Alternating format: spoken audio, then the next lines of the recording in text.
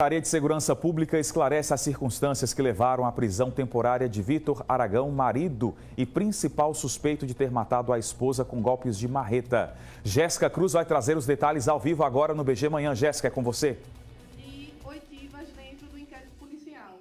Essa possibilidade processual eu não conheço. Oi, Diego, estou aqui numa coletiva da Secretaria de Estado de Segurança Pública, justamente para dar mais esclarecimentos a respeito deste caso da Ana Paula, que foi vítima, segundo a polícia, de um feminicídio. O caso ainda não foi concluído, o caso, inclusive, está sob segredo de justiça, essas investigações, e a gente vai agora conversar com a delegada-geral Catarina Feitosa, que está prestando esclarecimentos, está dando informações para a imprensa. Vamos ouvir. No Brasil como um todo, isso é uma realidade. Vocês já acompanham vários casos nacionalmente falando, onde a perícia, muitas vezes apenas a perícia que fala.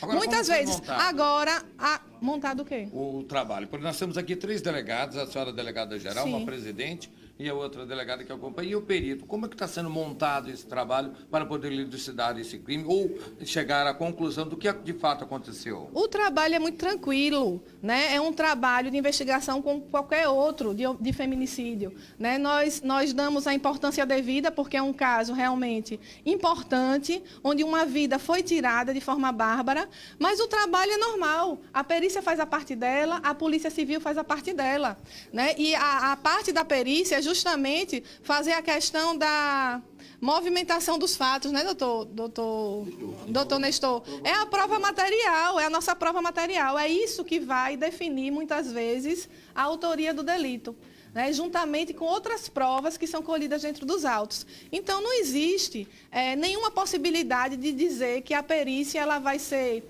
descartada porque o perito falou, deu detalhes sobre a prova. Isso não existe. Processualmente, isso não existe. Delegada, nós estamos ao vivo no Balanço Geral amanhã e a senhora estava falando que foi descartado qualquer hipótese de latrocínio. É feminicídio, não é isso? O que aconteceu foi um feminicídio. Nós estamos investigando hoje um feminicídio. O latrocínio foi totalmente descartado pela Polícia Civil. Agora, os autos do inquérito serão encaminhados à Justiça, o Ministério Público fará a denúncia ou não, será analisado pelo Ministério Público, mas da Polícia Civil sairá um caso de feminicídio. A senhora explicou também que os autos estão sob sigilo. Esse sigilo é importante justamente para que os boatos eles diminuam, principalmente algumas acusações por parte da defesa com relação às investigações? Não, o sigilo é necessário não por conta de boatos. O sigilo é necessário para proteger a investigação e para proteger os envolvidos, as testemunhas que foram ouvidas, né? Porque é um caso de feminicídio, então um caso familiar. É uma questão que gera um impacto emocional muito grande nos envolvidos. Então o sigilo não foi decretado por conta de acusações, porque a Polícia Civil não está preocupada com acusações. Com relação à defesa que vem pedindo a participação nessas oitivas? A defesa, repito, ela tem todo o direito de pedir o que ela quiser dentro dos autos. Dentro dos autos, ela tem o direito de pedir o que quiser. Agora, vai ser deferido ou não, a depender da avaliação do presidente do inquérito, que nesse caso é a doutora Luciana. Então, ela é que vai dizer, ela é que vai permitir ou não, vai deferir ou não os pedidos da defesa dentro do inquérito policial. Mas, por exemplo, a defesa chegou a dizer também que iria pedir o cancelamento dessas oitivas porque não estava sendo recebida. Isso é possível? Processualmente, eu desconheço esse tipo de direito de pedido. O inquérito policial, ele é uma peça inquisitorial, onde não existe nem defesa nem acusação. O que nós procuramos ali é a verdade real dos fatos.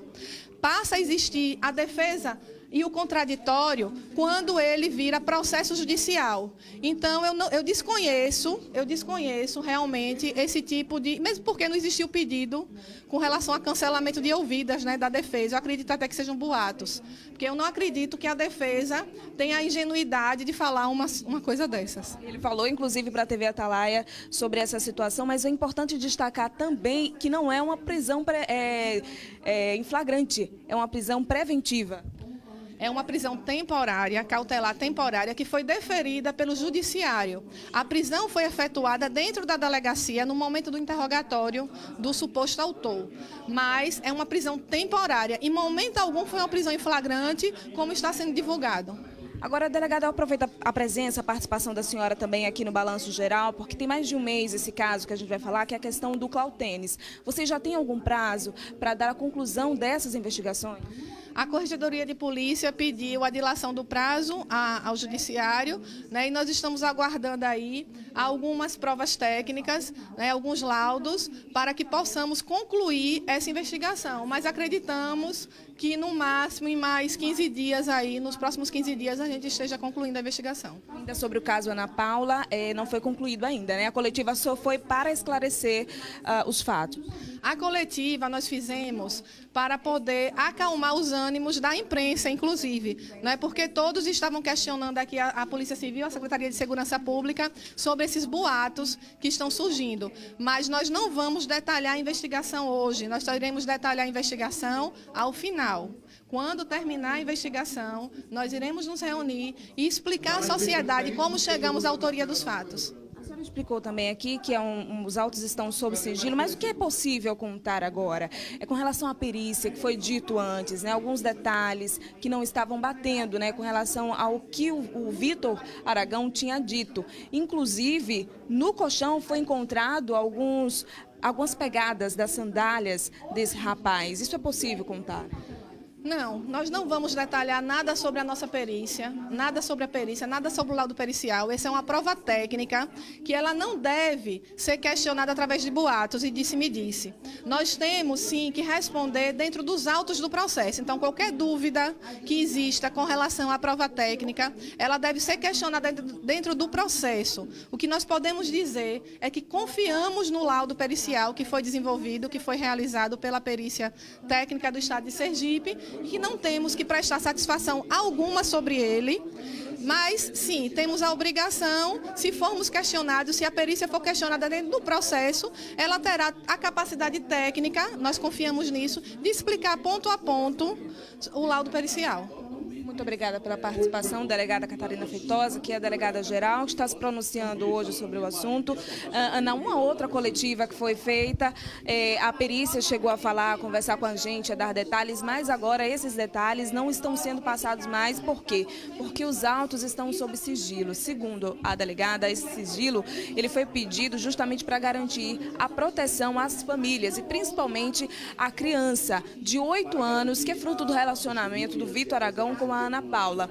A Ana Paula, que foi morta no dia 11 de maio. A suspeita de que ela tenha sido morta por conta de umas machadadas, pauladas, isso ainda vai ser dito, né, com mais detalhes quando o caso for concluído de fato, porque nesse momento o que está sendo é esclarecido os fatos para acalmar os ânimos para a população. Essa é a segunda coletiva, a terceira coletiva do caso relacionado à Ana Paula e ao Vitor Aragão, a Ana Paula, que é a vítima, e o Vitor Aragão, que é o preso, que está preso desde a semana passada.